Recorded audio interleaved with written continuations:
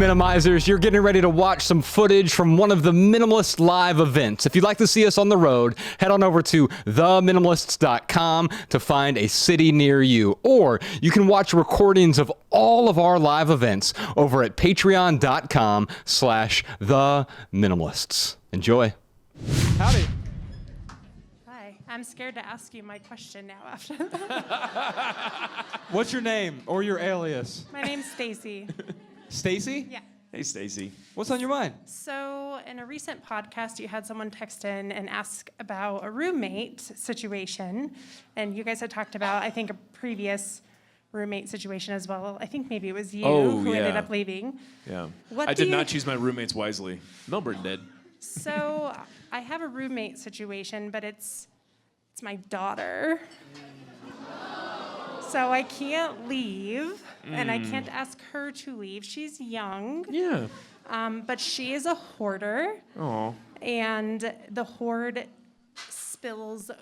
I say nothing about the hoard in her space. It makes me uncomfortable to know it's there, but that's her space. But it's like spilling out into my space, and it's not just the things, but I'm a single parent. I work really hard, and it's my energy and time that goes in having to like manage her stuff in my space that I think upsets me more than the stuff. So what do you do when the people you love their things more than they love you? Wow. Stacy, wow. I know it's not true. It feels that way sometimes. No. Yeah, if it feels that way, then there is a truth in it, right? Now, your daughter, how old is she? She's 19, and she has a 21-month-old son, and they both live with me. Okay. Wow. Well, as long as they live with you, which, by the way, she has the capability of leaving, but as long as she lives with you, then she's going to operate under your boundaries. My daughter's 8, and she operates under our boundaries as well. And now, we don't set a bunch of arbitrary boundaries to frustrate her or make her upset. It doesn't sound like that's where you are either, right? We're not talking about, organizing a garage here. Oh, she's taken over the garage, too, with her stuff. I can't even park my car in the garage anymore. Yeah. It's that bad. You and 34% of Americans. I will say this: if she's a hoarder and you feel like that it's undiagnosed and she needs some psychological help, it is a mental disorder. Yeah. And so understanding that, I think, also gives us some compassion, right? It feels like she loves her things, but she's confused about what love actually is.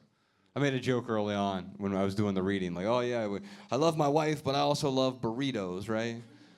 Well, one of those things is extreme like. Oh, I really like burritos. Now, your daughter really likes her stuff.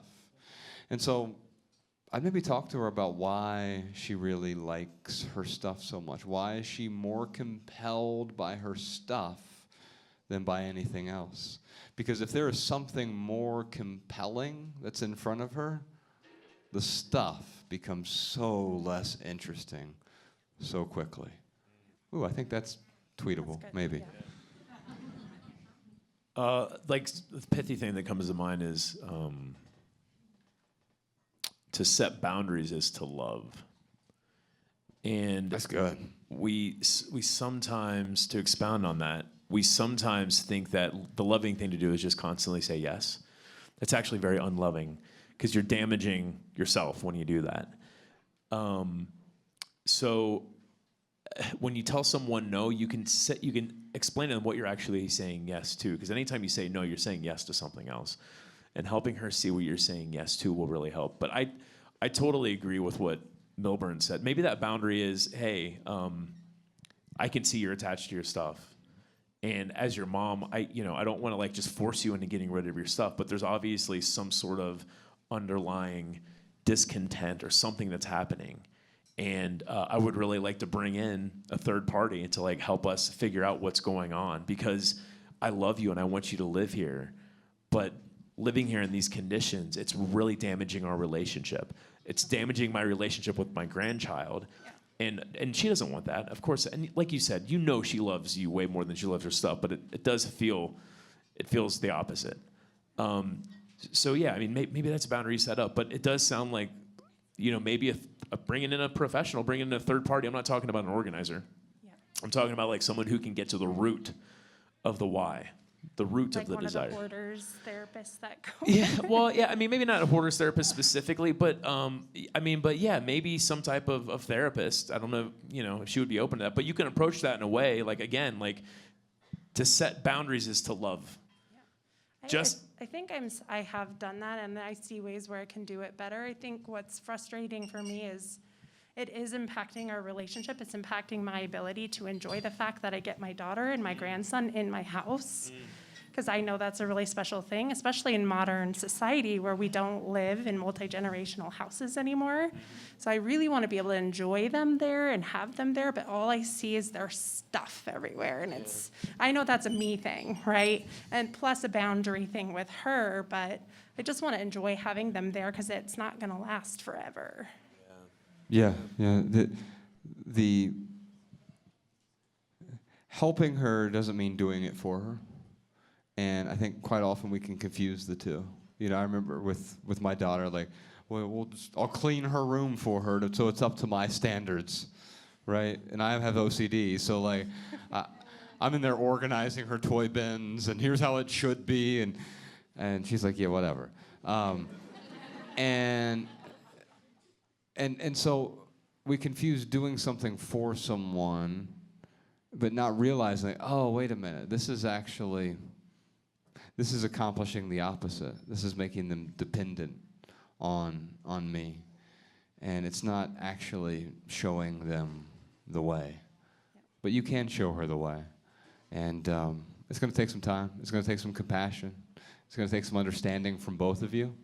And it may even take a little bit of compromise after you've set up those boundaries. But I'll tell you this, the reason the boundaries haven't stuck so far is because you haven't stuck to them. Anytime the boundaries don't stick, it's because I refuse to stick to my own boundaries. I'll just compromise a little bit here. I take off every other Wednesday to spend with my wife.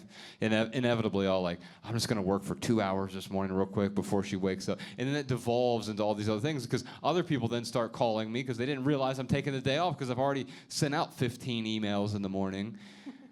And so they didn't respect my boundaries because I didn't respect my boundaries. I've been ignoring the boundary and just ignoring the conversation altogether lately because I just haven't gotten anywhere in the past. So I think it's time to revisit. And another pithy answer that came to mind is when you lead with compassion, it's possible to have any conversation. Yeah. So when you're approaching her, if you start to get upset, angry, any negative emotions, like have the context of compassion to like bring yourself back to like, no, like I need to approach this in a compassionate way. And you may try to have that conversation once, and you might have to walk away from it, and then you might have to come back. But if you're leading with compassion, you can talk about anything. So don't give up is what you're saying. Yeah, don't give up. Thanks for your sincere question. Thank you. Appreciate Have a good night. Did you enjoy this video? If so, you can listen to full episodes of the Minimalists private podcast available exclusively on Patreon. Visit patreon.com/theminimalists today. Your support keeps our podcast and YouTube channel 100% advertisement free.